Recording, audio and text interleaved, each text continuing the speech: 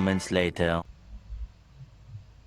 Hai, Assalamualaikum warahmatullahi wabarakatuh. Perkenalkan, nama saya Tahira Raili Kansa. Hari ini kita akan menjelajahi dunia yang menarik dari algoritma penjadwalan proses, yaitu Shortest Remaining First atau yang sering kita sebut sebagai SRF. Nah, untuk pendahuluannya, kalian bisa bayangkan dulu, CPU itu seperti seorang manajer restoran yang sibuk. Dia harus melayani beberapa pelanggan dengan cepat dan efisien. Nah, SRF adalah seperti manajer restoran yang super cerdas yang selalu memilih pesanan yang bisa diselesaikan paling tepat. Untuk yang pertama, kita akan belajar apa itu penjadwalan CPU.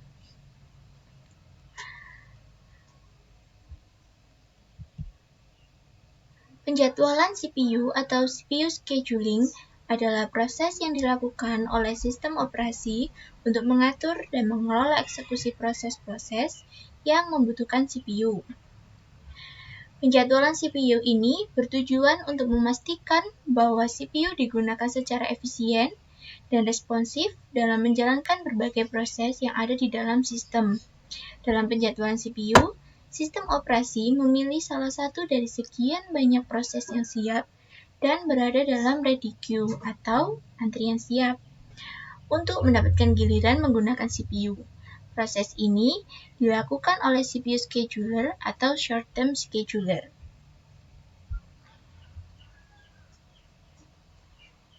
Selanjutnya, ada tujuan penjadwalan CPU. Tujuan penjadwalan CPU yang pertama adalah efisiensi CPU, yaitu memaksimalkan pemanfaatan CPU dengan meminimalkan waktu ideal. Dan yang kedua adalah waktu respon atau respon time, yaitu meminimalkan waktu yang dibutuhkan untuk merespon permintaan dari proses interaktif. Yang ketiga adalah throughput. Throughput digunakan untuk meningkatkan jumlah proses yang selesai dalam waktu tertentu. Dan yang keempat adalah turnaround time, yang digunakan untuk meminimalkan waktu penyelesaian total dari proses atau waktu sejak diajukannya hingga selesai. Dan yang kelima adalah keadilan atau fairness, yaitu memberikan waktu CPU secara adil ke semua proses.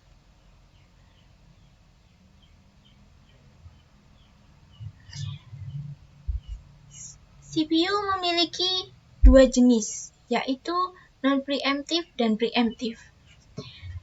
Dan mereka memiliki algoritma yang berbeda. Untuk yang non-preemptive scheduling adalah CPU hanya dilepas oleh proses jika proses tersebut selesai atau memasuki keadaan menunggu atau waiting. Contoh algoritmanya adalah first come, first serve atau FCFS dan shortest job next atau SJN. Sedangkan yang preemptive scheduling, proses yang sedang berjalan bisa dihentikan sementara oleh scheduler untuk memberikan CPU kepada proses lain yang lebih prioritas. Contoh algoritmanya adalah Shortest Remaining Time First atau SRTF, dan Round Robin dan Priority Scheduling Preemptive. Selanjutnya kita akan belajar apa itu penjadwalan SRF.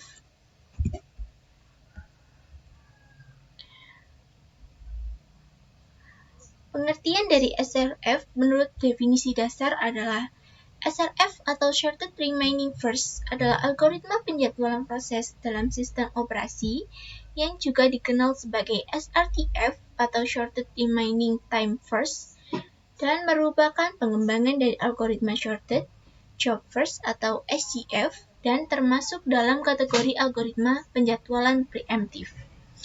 Atau secara teknisnya adalah SRF adalah algoritma penjadwalan preemptif yang selalu memilih proses dengan sisa waktu eksekusi terpendek. Artinya, proses yang butuh waktu paling singkat untuk diselesaikan akan langsung dapat giliran.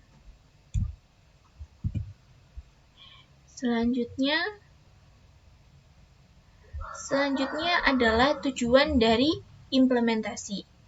Tujuan dari implementasi ini adalah untuk mengoptimalkan waktu tunggu rata-rata, meningkatkan responsivitas sistem, memaksimalkan throughput untuk proses-proses pendek, dan meningkatkan efisiensi penggunaan CPU.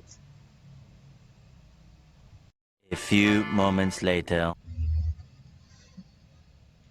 Baiklah, untuk yang selanjutnya adalah karakteristik dari SRF. Karakteristik dari SRF adalah algoritma Shorted Remaining Time adalah varian dari algoritma Shorted Job Next atau SJN yang menggunakan pendekatan preemptive scheduling. Artinya, proses yang sedang dieksekusi dapat dihentikan jika ada proses lain yang memiliki sisa waktu lebih pendek. Beberapa karakteristik untuk utama dari algoritma ini meliputi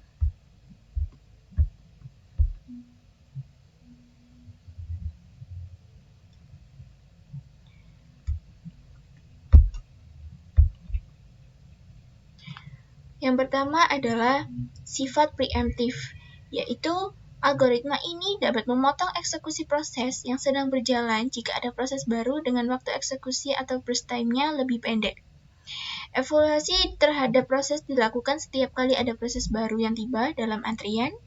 Perpindahan konteks atau context switching bisa terjadi berulang kali, terutama dalam situasi di mana proses baru terus berdatangan dengan waktu eksekusi yang lebih singkat.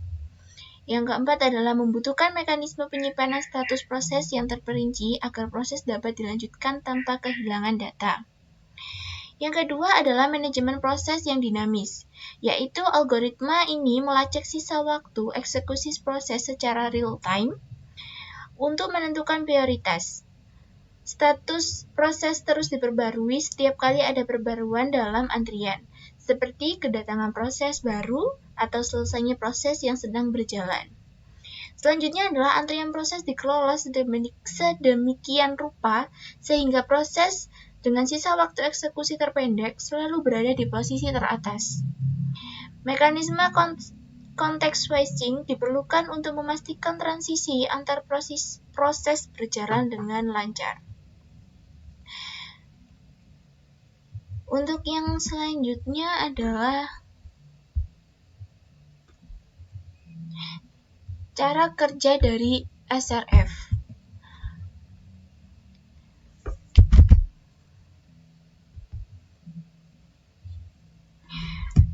Cara kerja dari algoritma SRF adalah dapat dijelaskan melalui 3 tahap utama, yaitu inisialisasi, evaluasi proses, dan eksekusi. Yang pertama adalah inisialisasi, yaitu sistem menerima proses-proses baru yang biasanya tiba dengan informasi berupa waktu kedatangan atau arrival time dan waktu eksekusi atau burst time. Setiap proses yang tiba dicatat dan dimasukkan ke dalam ready queue, yaitu daftar proses yang siap untuk dieksekusi. Yang kedua adalah evaluasi proses, yaitu algoritma menghitung sisa waktu eksekusi untuk setiap proses yang ada dalam ready queue, dan sistem membandingkan sisa waktu eksekusi proses yang sedang berjalan dengan proses yang baru tiba. Jika proses baru memiliki sisa waktu eksekusi lebih pendek, maka terjamin preemption atau penghentian sementara proses yang sedang berjalan. Dan yang ketiga adalah keputusan untuk melakukan preemption dilakukan berdasarkan evaluasi waktu secara real time, sehingga proses dengan sisa waktu terpendek selalu mendapatkan prioritas. Untuk yang ketiga adalah eksekusi proses, yaitu proses yang dipilih berdasarkan evaluasi, dieksekusi hingga selesai atau hingga ada pada proses lain dengan waktu lebih pendek yang tiba. Selanjutnya adalah selama eksekusi sisa waktu proses diperbarui secara berkala untuk mencerminkan jumlah waktu yang sudah digunakan. Untuk yang ketiga adalah jika terjadi preemption atau sistem akan menangani context switching untuk menyimpan status proses yang sedang dihentikan dan memulai proses baru. A few moments later. Baik, untuk yang selanjutnya adalah kelebihan dan kekurangan dari Shorted Remaining First atau SRF. Apa sih kelebihan dan kekurangan dari SRF itu? Mari kita simak.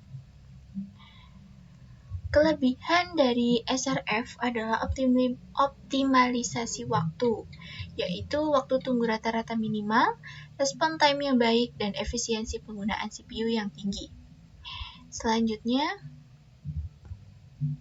adalah fleksibilitas, yaitu adaptif terhadap perubahan beban, responsif terhadap proses pendek, dinamis dalam pengambilan keputusan. Selanjutnya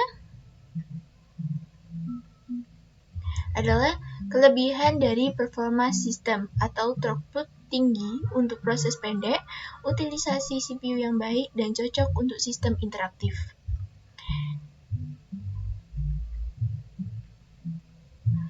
Nah, untuk lebih singkatnya singkatnya adalah keunggulan dari SRF itu seperti superhero di dunia komputer, yaitu tercepat menyelesaikan tugas, efisiensi gunakan waktu CPU, dan responsif untuk proses-proses pendek. Selanjutnya adalah kekurangan dari SRF. Apa sih kekurangan dari SRF itu? Kekurangan dari SRF adalah yang satu masalah teknis, yaitu overheat karena requirement context switching, kompleksitas implementasi yang tinggi, dan kesulitan prediksi burst time. Selanjutnya adalah masalah fairness, yaitu potensi starvation proses yang panjang, bias terhadap proses pendek, dan ketidakadilan distribusi CPU. Selanjutnya adalah kekurangannya adalah tantangan implementasi, yaitu kebutuhan tracking yang intensif, beban komputasi tambahan, dan kompleksitas manajemen proses. Untuk lebih singkatnya adalah kekurangan dari SRF yaitu bisa menyebabkan proses panjang, kelaparan atau starvation, butuh perhitungan kompleks dan overheat komputasi lebih tinggi. Apakah kalian ingin analogi yang lebih mudah dipahami? Saya punya analogi yang lebih mudah dipahami, yaitu analogi tentang antrian di minimarket. Misalnya seperti ini. Orang yang cuma beli 2-3 barang akan dilayani lebih dulu daripada yang bawa troli penuh belanja bulanan harus menunggu. Jadi, penjadwalan dari SRF ini mementingkan yang terpendek atau tercepat.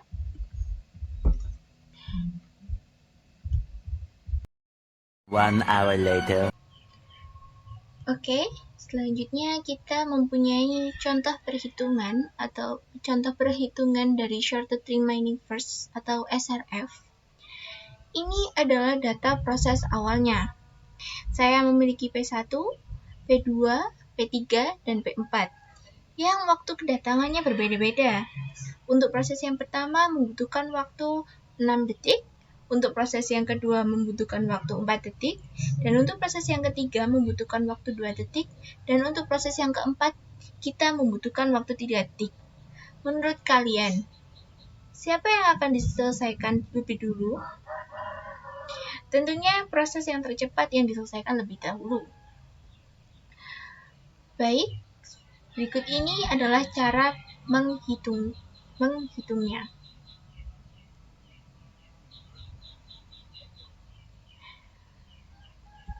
Pada detik ke-0, proses 1 datang pada arrival time atau arrival time-nya 0 dan tidak ada proses lain. Jadi, P1 diproses terlebih dahulu. CPU menjalankan P1 dari detik 0 hingga detik ke-1. Pada detik ke-1, P2 datang dengan arrival time-nya adalah 1. P1 masih memiliki burst time 5 detik, sedangkan P2 hanya 4 detik. Karena algoritma SRF selalu memilih proses dengan sisa waktu terpendek, maka CPU berpindah ke P2. CPU menjalankan P2 dari detik ke-1 hingga detik ke-3.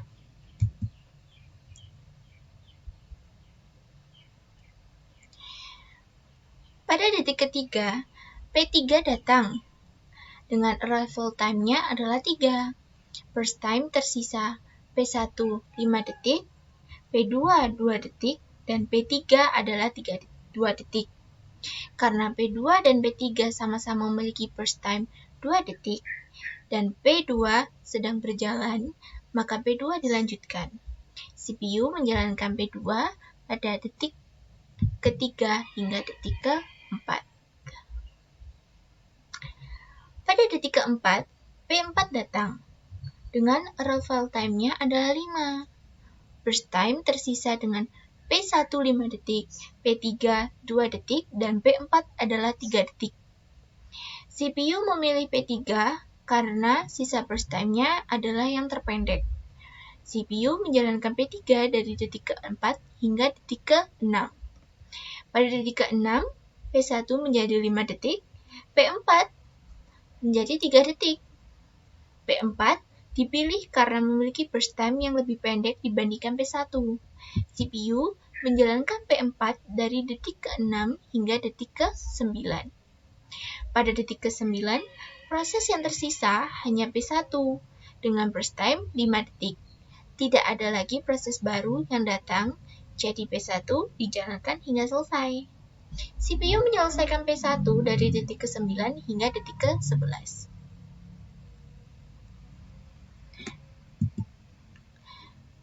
Nah, berikut ini adalah hasil dari urutan pada Gantt chart dan perhitungan turnaround time dan waiting time-nya.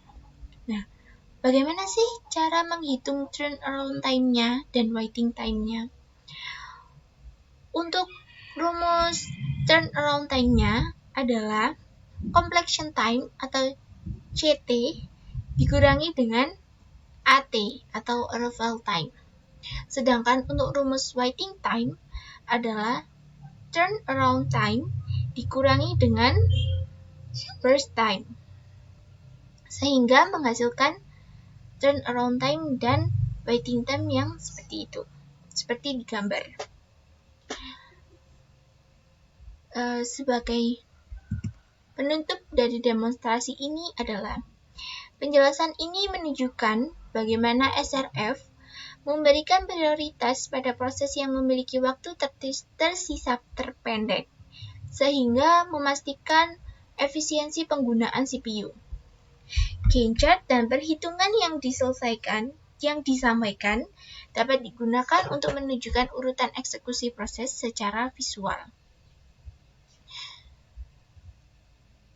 Kesimpulan dari PPT ini adalah, jadi SRF adalah algoritma cerdas yang fokus pada efisiensi.